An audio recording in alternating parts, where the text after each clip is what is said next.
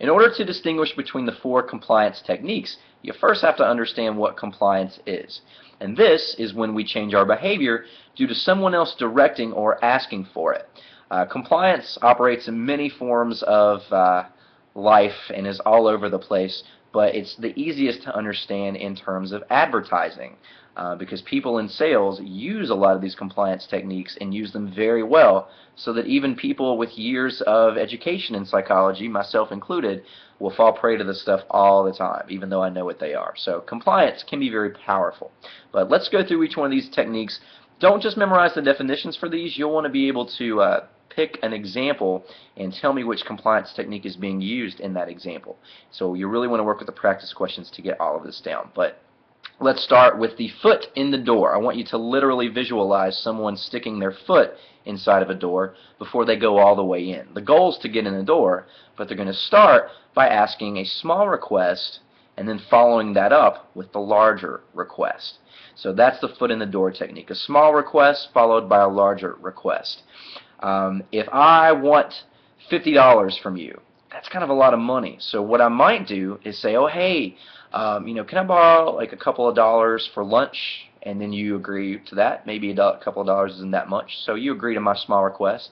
And then I go, oh, yikes, you know what? I forgot I don't get paid until next Monday. So could you maybe spot me $50? Well, turns out you're much more likely to give me 50 if you've already agreed to give me 2 or 3, because you've established some kind of relationship with me where you're someone who's willing to help me out. So that's the foot in the door technique. Sometimes at airports you'll see people come up to you and say, oh, can I just ask you one question? And you think, well, what's one question? That's not so big a deal. And then they follow it up with a separate request to fill out this whole list. And turns out you're more likely to go through with it because of this foot in the door technique. Well, turns out the opposite also actually works. So the opposite is called the door in the face technique. This is when someone asks for a huge request and then follows it up with something smaller.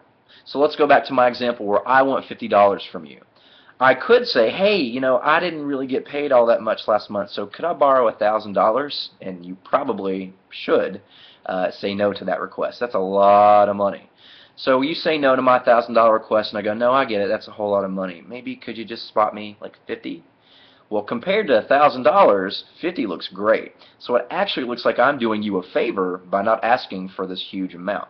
So that's the door in the face technique. A large request followed up by a smaller one. That usually works well also.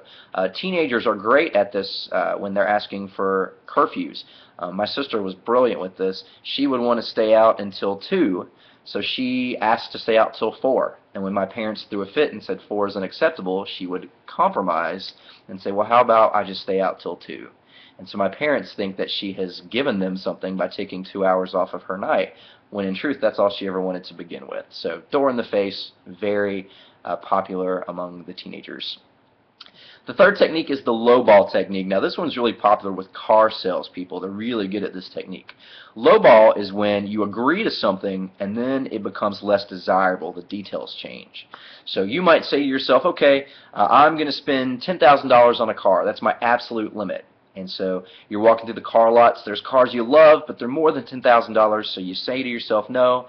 And then you see one that's $10,000 and you go, all right, great. I like this one, not as much, but it'll do. I like it. Let's get it.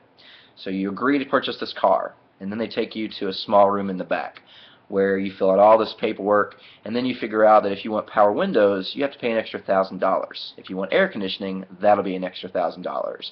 Power brakes, an extra $1,000. Well, you've already walked by cars that were more than $10,000 because you said to yourself, I don't want to pay that much. But now that you have already committed to this in your head and with someone else, you're much less likely to get up and say, whoa, no, I said $10,000, that's my limit, bye. So that's the lowball technique. It's when you agree to something, but the details change. The fourth and final technique is the that's not all technique. This one's my favorite. If you watch any commercial, any kind of infomercial, they want you to buy a product. How do they convince you? By giving you all of this free stuff. If you order now, you'll get this, and we'll double this, and we'll give you this. You're paying for all that stuff. They wouldn't be making a profit if you weren't. But if they frame it in such a way where you feel like you're getting stuff for free, you're much more likely to purchase the product. Again, I teach this stuff, but I totally just bought a really stupid taco bowl maker, which is just a bowl, because I caved into this late at night and was so overwhelmed by that that's not all techniques. So again, we can know what they are, but we're all still human beings. Make sure you take some time to really learn the difference between those. People usually get confused with low ball and foot in the door. Low ball is one request, and it becomes less favorable after you agree. Foot in the door is two separate requests. One is smaller, and it's followed by one that is larger. So again, work with those questions. Make sure you learn the difference between those 4 compliance techniques.